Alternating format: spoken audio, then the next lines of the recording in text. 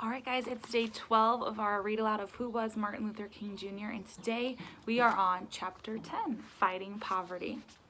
Even with the right to vote, even with the right to sit anywhere on a bus or eat in any restaurant, Black people were still struggling. Too many did not have jobs, and those with jobs weren't making enough to live decently. They lived in homes with no heat and leaky pipes. Many people... Sorry, my phone's gonna die. It always is gonna die. Many people were sick and did not have money to see a doctor. Black people were angry. They were frustrated. Some were tired of listening to Martin. Change wasn't coming fast enough. People who had followed Malcolm X, who was killed in 1965, were forming groups to carry on his message of fighting back with violence. Groups such as the Black Panther Party emerged. These groups talked about Black pride. In August 1965, a riot broke out in Los Angeles neighborhood called Watts. Angry mobs of Black people ran through the streets. They threw rocks and bottles. They shattered store windows. They stole. They set fires. Many people were killed and injured. The rioting went on for 6 days. Finally, the U.S. Army was called in to stop the violence. So that doesn't follow Martin's ideas of peaceful protest, right? This is following the other group's ideas that sometimes you have to fight back with violence. So Martin was probably not very happy about all this. So I'm going to read just a little information section about the Watts riots.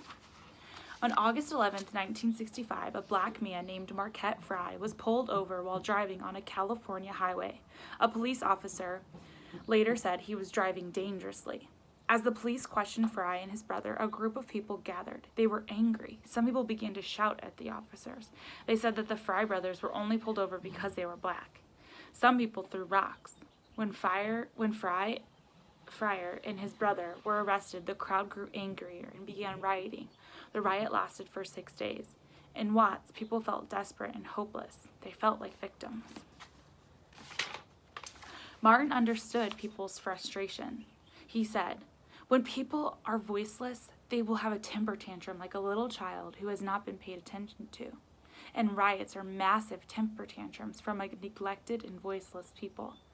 In response, one of the angry rioters said to Martin, "We know that a riot is not the answer, but we've been down here suffering for a long time, and nobody cared. Now at least they know we're here. A riot may not be the way, but it is a way." The root of the problem was poverty. People were sick of being poor, so Martin turned his attention to employment, getting better jobs.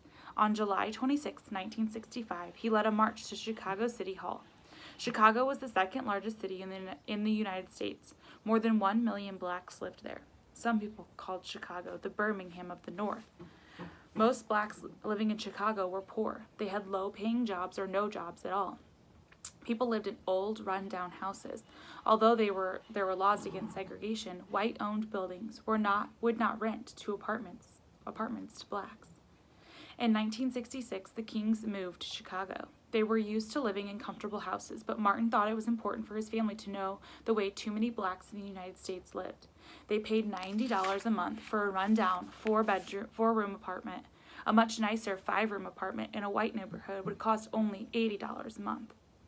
After a while, Martin's children began to have temper tantrums. At first, Martin couldn't understand why, but then he realized that they were misbehaving because they had nowhere to play. There was no parks nearby where they could run around. Martin began to understand what being dirt poor felt like.